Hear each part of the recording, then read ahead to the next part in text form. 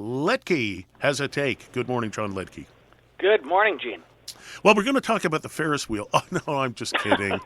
No, I've had it with the Ferris wheel.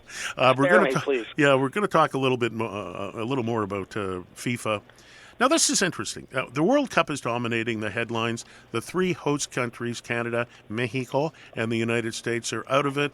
But, countries like England are in there, and the English just, soccer isn't a sport. It's a way of life. But you're claiming the G7 is hijacking FIFA. You're looking at geopolitics. So what's the real sports being played here, Mr. Liedtke? Well, Gene, I can tell you it's not soccer right now. It's high-stakes geopolitical extortion, and nuclear powers are using FIFA right now like it's a stress ball.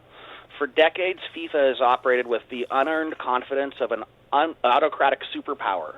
You know, they strut around. They've got a human rights record that is terrible. They've got more financial scandals than a post-Soviet asset liquidation. It seems like they've franchised white-collar sleaze. I guess you can catch my opinion about FIFA. They've built an entire empire on this delusion that the world is indebted to them, But the illusion is dead now. We have seen two nuclear-armed heads of state look the president of FIFA, Gianni Infantino, straight in the eye and say, "Nice billion-dollar tournament you got there. Be a shame if your Swiss bank accounts evaporated, though." I mean, that's like a mob boss says that. It is. We used to wonder who the referee was. Now we know that the actual thing is being refereed by diplomatic cables out of the Oval Office in Downing Street. Well, let's take a little bit of a retrospective look here.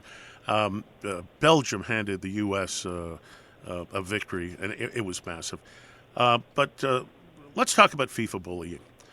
This U.S. striker, Balogun, got a straight red card by the rule book. However, Donald Trump called up the president of FIFA. The president of FIFA said Article 27, which allows FIFA to suspend a suspension for up to a year. Donald Trump gets on the phone. We know what happens next. Mind you, it does. I mean, it's moot now because Belgium handed them the loss on their rear end. It was so big last night. Yeah, it turns out that you can strong-arm FIFA, but you can't strong-arm your own defense. So that's the problem that happened right there.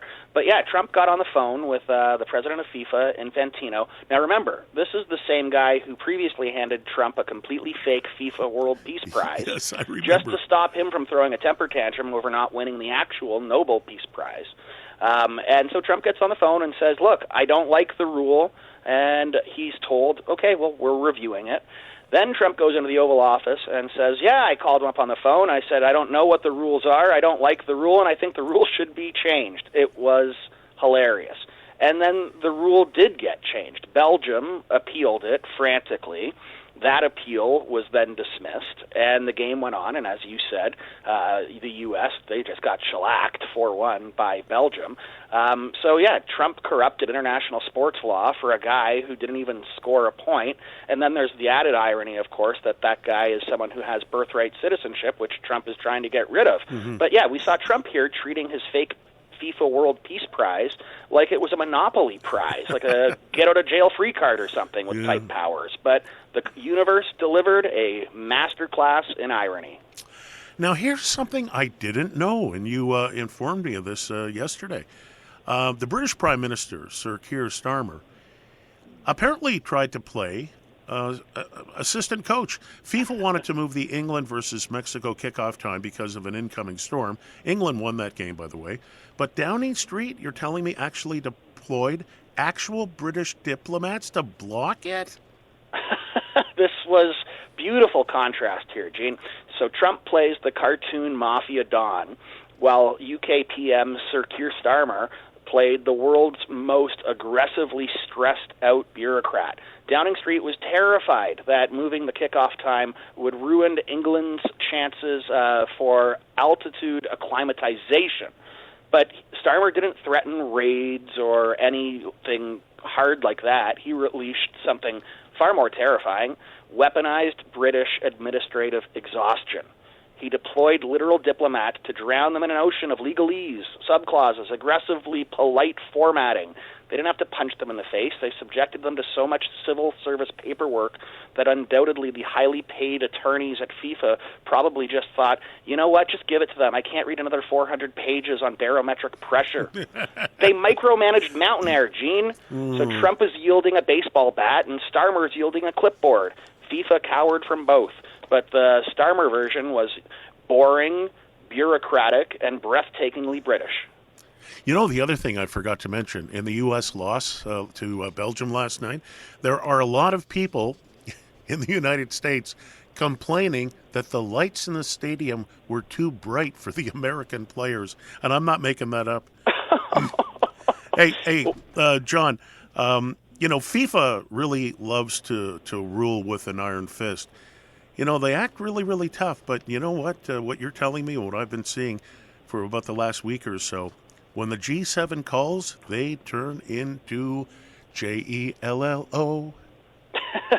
Yeah, no kidding, right? I mean, it's the ultimate textbook bully that we've seen FIFA being before.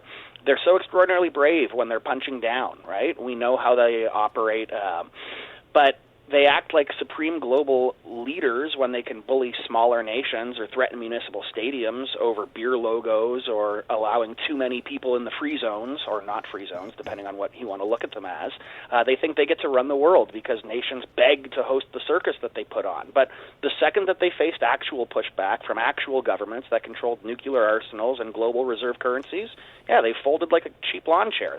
They liquefied like Jell-O, as you said. They realized that their multi-billion-dollar grift doesn't work without what sovereign democratic nations provide: stadiums, municipal policing, corporate sponsors, audiences that are captive with money that they can spend. I mean, look, they're a parasite that forgot that they need the host.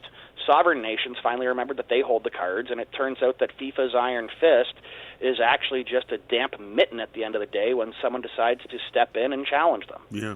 Well, interestingly enough, the U.S. president is trying to fix red cards, and the British prime minister is trying to take care of the atmosphere.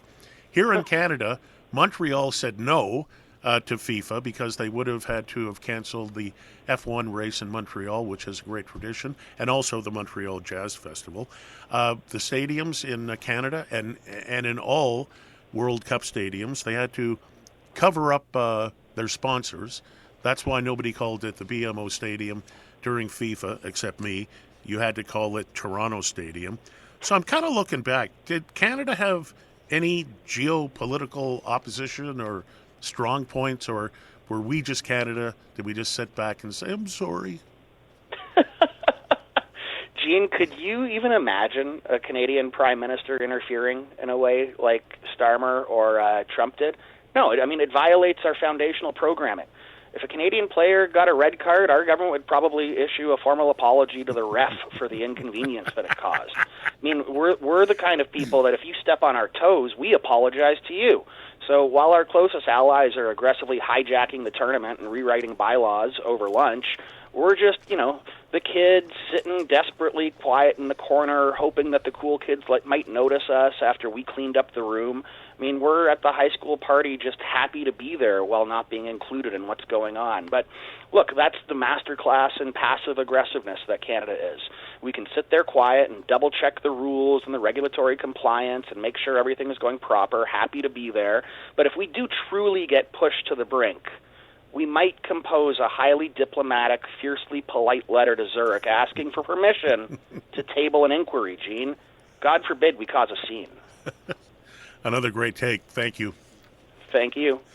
Liedtke has a take. There he goes, John Liedtke. He'll be back later on this week. I love his takes.